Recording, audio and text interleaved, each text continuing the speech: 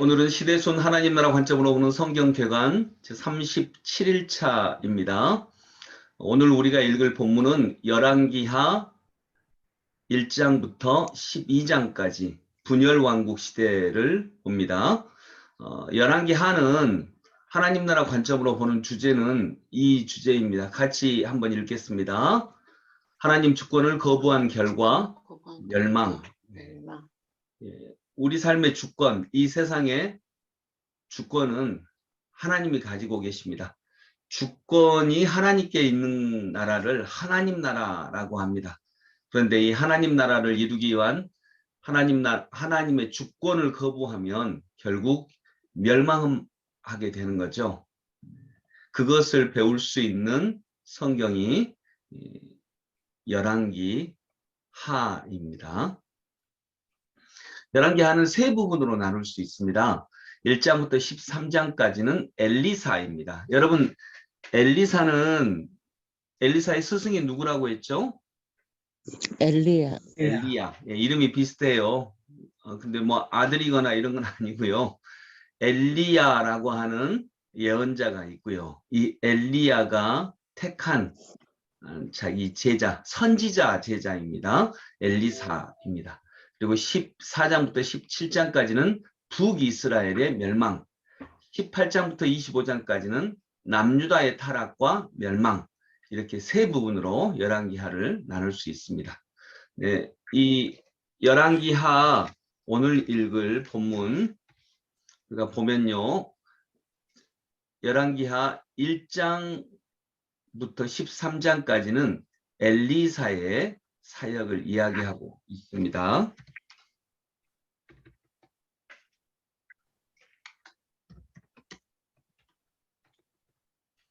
1장은 엘리야와 아하시아 왕에 대한 이야기입니다. 그 아하시아 왕이 북이스라엘의 왕인데요. 엘리야를 이렇게 데리고 가려고 하다가, 강제로 데리고 가려고 하다 많은 병사들이 오히려 엘리야로부터 하늘의 번개, 또 기적과 같은 이런 하나님의 지키심을 통해서 죽임을 당하는데, 이제 엘리야에게 겸손한 자세로 나아간 사람들, 그런 사람들만 목숨을 얻게 된다. 이제 그걸 보면서 북이스라엘이 사는 길이 어디에 있을까? 이걸 이제 상징적으로 보여주는 거죠. 2장은 이제 하나님의 선지자 엘리야가 승천합니다. 하늘로 올라갑니다. 죽지 않고 하늘로 올라갑니다. 그리고 그 제자인 엘리사가 베푼 기적 이야기가 나옵니다. 3장은 이제부터 엘리사의 사역인데 이스라엘과 모압의 전쟁 이야기, 4장은 과부의 기름병, 엘리사와 수넴 여인, 그리고 엘리사의 기적, 5장은 나아만이 고침을 받는 이야기. 나아만은 다른 나라 장군이거든요. 근데 나병에 걸려 고생을 했는데 하나님의 은혜로 고침을 받은 이야기가 나옵니다. 6장은 그 엘리사가 운영하는 선지자 학교가 있었어요. 그 학교의 수련생이 잃어버린 도끼를 찾은 이야기, 그리고 시리아의 군대를 물리치고 포위된 사마리아에 기근이 든 이야기입니다. 시리아와의 전쟁이 몇 차례 계속이 되는데, 이 사마리아는 남유다의 북이스라엘의 수도입니다. 이 북이스라엘의 수도를 시리아 군대가 이렇게 다 포위했어요. 그러다 보니까 너무 이제 살기가 힘들게 되고, 그 과정에서 물가 인상이 아주 극심하게 일어납니다. 먹을 것이 도저히 없는 상황에서 이 생필품에 대한 물가 인상이 너무 심하게 되었는데, 하나님께서 도움을 주셔서 이 사마리아의 기근의 문제가 풀린 이야기가 7장에 나옵니다. 8장은 수넴 여인이 돌아오고 엘리사와 시리아 왕 베나닷, 유다 왕 여호람, 유다 왕 아하시아에 대한 예언 이야기가 나옵니다. 그리고 9장은 예후입니다. 여후가 아니고 잘못 쳐졌네요. 예후. 예후가 이스라엘의 왕이 되고 이스라엘 왕 요람이 죽임을 당하고 유다 왕 아하시아까지 예후로 인해서 죽임을 당합니다. 그리고 이세벨 왕후가 죽은 이야기. 10장은 아합의 후손이 죽고요. 아합이 누구냐면 엘리사의 스승 엘리야와 대결했던 이스라엘의 아주 악한 왕입니다. 아합의 후손이 다 죽임을 당하고요. 아하시아 왕의 친족도 죽고 아합의 나머지 친족이 다 죽고요. 즉 예후가 쉽게 말해서 북이스라엘에서 쿠데타를 일으킵니다. 예후라고 하는 사람이 하나님의 그 예언이었죠. 하나님이 주시는 엘리사의 예언이었죠. 예후라고 하는 사람이 쿠데타를 일으켜서 북이스라엘의 왕을 죽이고 그 과정에서 이제 남유다의 왕까지 함께 죽이게 되면서 예후가 북이스라엘의 왕이 되는 이런 이야기가 진행이 됩니다. 남유다는 하나님께서 다윗의 가문을 지켜주시겠다 약속하셨기 때문에 남유다는요 왕이 쭉 이어집니다. 다윗의 가문으로 쭉 이어지는데 북이스라엘은 쿠데타가 자꾸 일어납니다. 군사 정변이 일어나서 왕조가 바뀝니다. 그래서 예후가 왕족이 아니었는데 장군이었는데 예후가 왕이 되게 되죠. 그리고 아합이라고 하는 그 왕도 마찬가지입니다. 원래는 왕족이 아니었습니다. 그 오므리라고 하는 사람이 쿠데타를 일으켜서 북이스라엘의 왕이 되는데 이 오므리의 후손이 아합입니다. 그리고 예후가 이제 바알의 숭배자들을 죽이는 이야기, 그리고 예후가 이제 죽고요. 11장에는 유다의 아달랴 여왕 여호야다의 개혁. 이 아달랴 여왕은 유일한 여왕입니다. 유일한 여왕인데 아주 악한 왕이죠. 자기가 왕이 되려고 자기의 손자들까지 깡그리 다 죽이려고 했던, 그리고 실제로 많이 죽였던 악한 여왕입니다. 이 아달랴는 여러분 그 엘리사와 대결을 했던 북이스라엘의 굉장히 악한 왕이 누구라 그랬죠? 아합 왕. 이 아합 왕의 딸입니다. 아합 왕과 이세벨의 딸입니다. 근데 그 남유다 왕과 그때 정략 결혼을 맺었거든요. 그래서 그 남유다의 왕비가 되죠. 그리고 자기 아들이 죽자, 자기 아들이 왕이었는데 왕으로 죽자 자기가 손자들을 죽이고 자기가 여왕이 된 아주 악한 왕입니다. 그리고 이에 대해서 여호야다라고 하는 선지자가 아달랴를 물리치고 남유다의 개혁을 이룹니다. 그리고 12장은 유다 왕 요아스에 대한 이야기가 나옵니다. 이 요아스는 이 아달랴 여왕의 손자예요. 유일하게 살아남은 손자인데 8살 때에 왕으로 등극을 합니다. 근데 이 아달랴 여왕, 악한 아달랴 여왕을 물리치고 그때 제사장이었던 여호야다의 힘을 빌어서 요아스가 왕이 됩니다. 그래서 여호야다가 살아있을 때에는 요아스가 굉장히 훌륭한, 여호야다의 힘을 빌어서 굉장히 훌륭한 정치를 했는데 여호야다가 죽은 다음에는 좀 아쉽게도 또 요아스도 타락한, 여호야다의 지도를 밟지 않은 상황에서는 타락한 모습을 보였다라고 성경은 기록을 하고 있습니다. 이런 내용들이 오늘 우리가 읽을 1장부터 13장까지의 내용 중에 나오는 이야기입니다. 그 중에서 몇 구절만 봅니다. 열왕기하 2장 15절 말씀, 열왕기하 2장 15절 말씀 같이 읽어봅니다. 맞은편 여리고에 있는 선지자의 제자들이 그를 보며 말하기를 엘리야의 성령이 하시는 역사가 엘리사 위에 머물렀다 하고 가서 그에게로 나아가 땅에 엎드려 그에게 경배하고. 아멘. 자, 여기 보면 이제 하나님의 선지자 엘리야의 성령이 하시는 역사가, 즉 엘리야가 꿈꾸고 엘리야가 했던 그 사역이 누구에게 머물렀다고요? 엘리사에게 머물렀다. 즉 이 구절은 하나님의 선지자의 역할이 엘리사에게 전수되고 있는 그런 과정을 얘기하고 있습니다. 아합에서 아하시아로 세속적 세속적 왕권이 전수되고 있습니다. 또한 동시에 엘리야에서 엘리사로 하나님의 왕권도 전수되고 있습니다. 두 사람은 선지자거든요. 왕과 왕들이 엇갈리면서 계속 타락이 심화되어 가던 시대에 이처럼 하나님이 택한 선지자도 시대에 시대를 이어 계속 등장한 사실에 주목할 필요가 있습니다. 악한 왕들이 연속되는 시대에도 하나님은 선지자의 대를 이어가며 하나님의 일을 하고 계십니다. 여러분, 악한 왕들이 계속 일어났을 때 우리의 마음은 하나님이 직접 개입하셔서 악한 왕들을 다 물리치고 또는 다 죽이고 정말 하나님의 나라 이루었으면 좋겠다, 이런 소망이 있는데 하나님은 계속 선지자를 일으키십니다.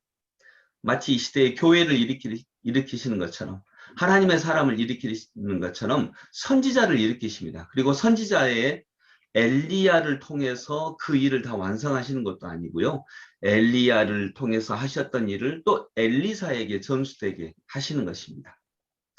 왕은 아들에게 이어집니다. 그러나 선지자는 혈통이 아닌 영적 전수로 이어집니다.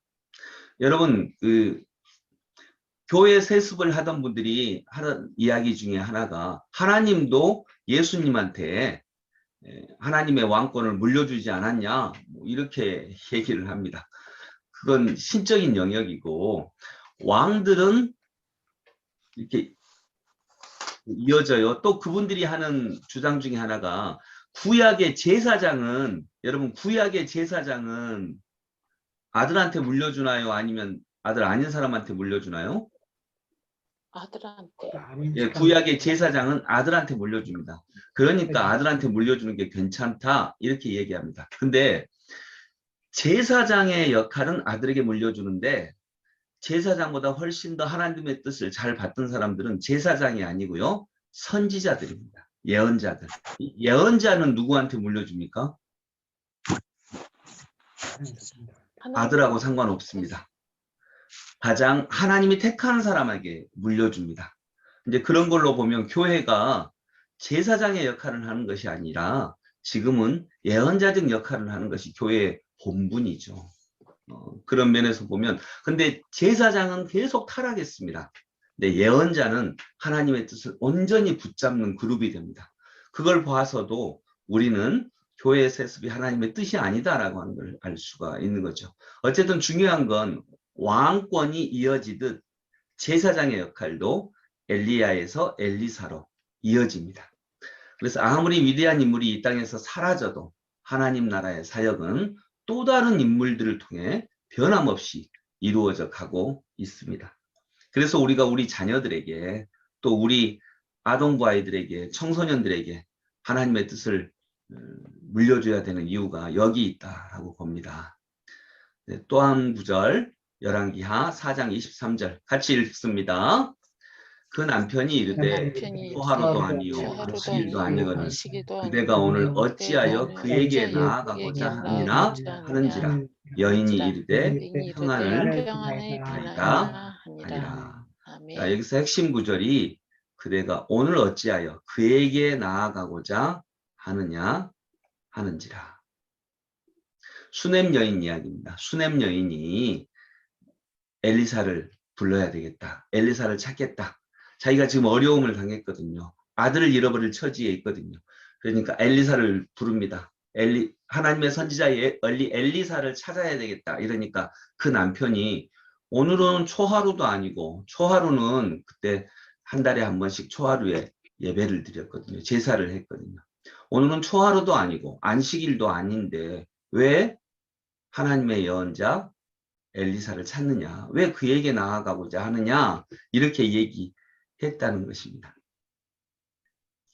이 여인은요, 빚 때문에 두 아들을 잃어버릴 위기에 처한 여인의 모습은 당시 북이스라엘이 율법을 완전히 떠나 있음을 보여줍니다. 빚 때문에 두 아들을 잃어버리게 되었다. 이건 왜냐하면 율법은 이런 경우에 가장 가까운 친척이 그를 도와주도록 규정하고 있기 때문입니다. 그런데 전혀 도움이 이루어지지 않았다라고 하는 것은 아마 북이스라엘이 이런 도움들을 주는 문화가 아니었다. 그런 신앙적 문화가 아니었다라고 하는 것을 알 수 있게 되는 것입니다. 수넴 여인의 가정과 길갈의 상황은 언약의 저주가 임한 상태를 보여주고 있습니다. 자녀를 갖지 못하는 것과 흉년이 임하는 것은 대표적인 언약적 질병입니다. 그런데 놀랍게도 이 모든 문제들이 엘리사의 하나님을 통해 해결이 됩니다. 그런 점에서 본문의 메시지는 명확합니다. 속히 바알 숭배를 그치고 하나님께로 돌아오라 라고 하는 것입니다. 그것도 뭐 제사 드리는 모습이 아니라 일상의 삶을 통해서 하나님께 돌아오라 이렇게 얘기하고 있습니다. 북이스라엘이 여호와를 버리고 바알을 숭배한 이유는 성공 때문입니다. 더 많은 이익과 경제적 번영을 위해 여호와께서 계셔야 할 자리에 바알을 두었습니다.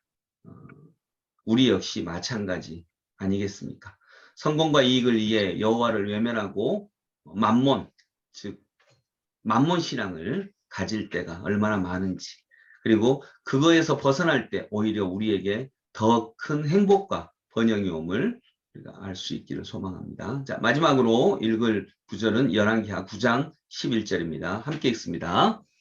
예후가 아합의 집에 속한 이스라엘에 남아있는 자를 다 죽이고 또 그의 귀족들과 신뢰받는 자들과 제사장들을 죽이되 그에게 속한 자를 하나도 생존자를 남기지 아니하였더라.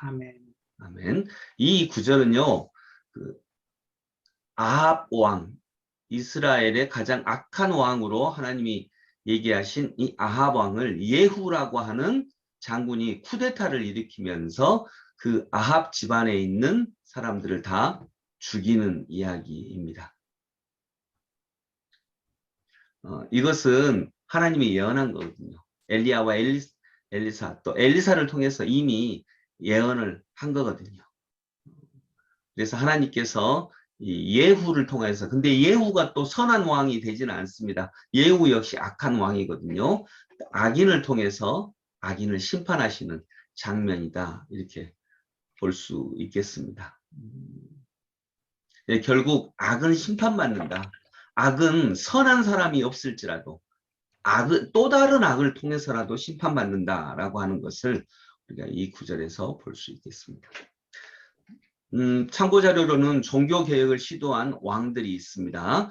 이때 예후도 나오죠. 이 예후만 북이스라엘의 왕입니다. 근데 예후는 하나님께 선한 왕으로 인정받지 못합니다. 그리고 아사, 여호사밧, 히스기야, 요시야, 이 왕들은 다 남유다의 왕들이고 종교 개혁을 이루었던 왕들입니다. 그리고 열왕기하의 기본 구성을 여기 놓았으니까 한번 참고로 보시기 바랍니다. 오늘 우리가 찬양할 찬양은 빛의 사자들이요. 찬송가 502장입니다. 찬송가 502장.